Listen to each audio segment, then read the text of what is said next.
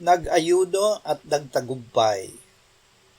Habang ang Panginoong Hesus ay nag-aayuno, ay nasa kanyang puso at isipan ang salita ng Ama na siya ang kanyang minamahal at lubos na kinalulugdang anak.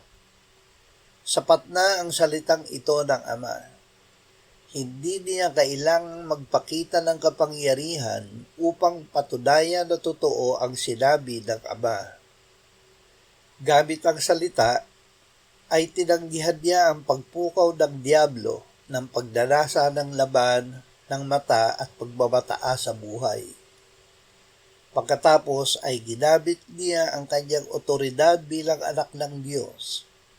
Inutusan niya ang Diablo, lumayas ka Satanas, sapagkat nasusulat, sambahin mo ang Panginoon mong Diyos at siya lamang ang iyong paglingkuran.